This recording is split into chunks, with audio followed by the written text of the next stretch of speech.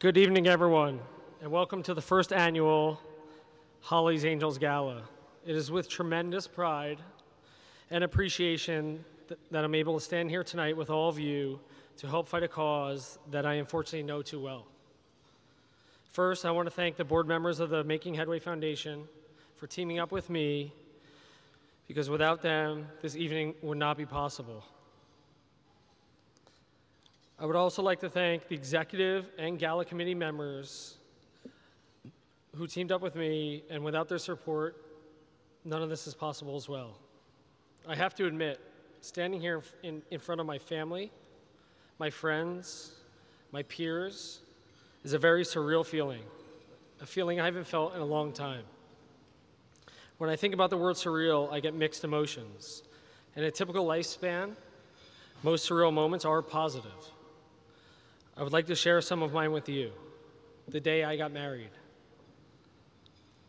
Knowing this is my life partner, someone who will always be there for me and have my back no matter what. Or the birth of my daughter, Avery. This is the best gift in life, bar none.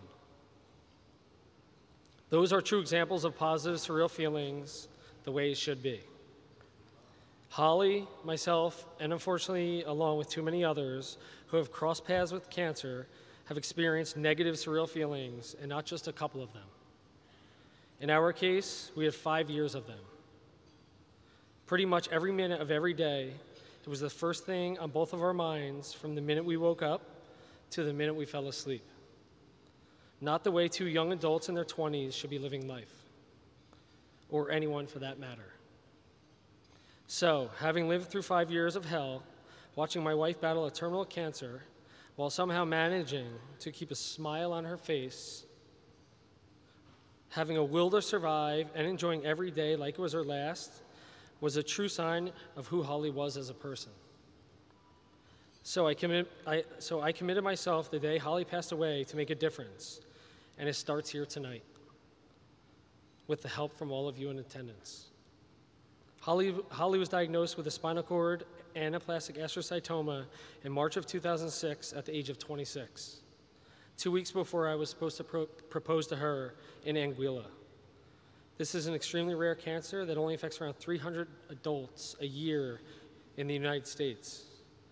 But we quickly learned, as this is rare in adults, it's a very common cancer with children. Brain and spinal cord tumors are the second most common cancer in children after leukemia. And they account for 27% of childhood cancers, with 4,000 cases diagnosed each year. That's 4,000 too many. No child should have to deal with such a terrible disease. The more staggering statistic is the terminal rate of tumors. Almost 60% of childhood brain and spinal cord tumors are terminal. As in any illness, there are horrifying moments of reality and fear.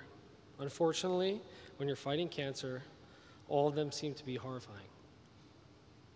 But there was one moment I shared with my wife that was actually a positive moment that I will never, ever, ever forget.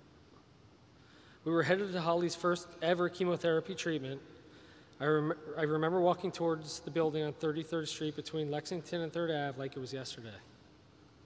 Holly was gripping my hand from her wheelchair as I pushed her into the building and onto the elevator. We got to the 3rd floor, opened the door to the clinic, and witnessed something that I still struggle with today. There had to be 10 to 15 kids between the ages of 3 to 15 years old walking around with chemotherapy IV bags on portable poles with smiles on their faces. We didn't get 10 feet into that clinic when Holly turned around and said, "Get the F out of here now."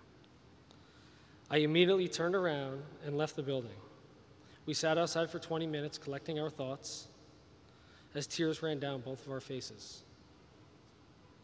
And then somehow Holly built up enough courage and said, "Let's go back in. I'm definitely ready." When we got in bed that night, I asked Holly, how were you able to get back into the clinic so soon? And her response was as follows: "If those little kids can fight cancer with a smile on their face, so can I."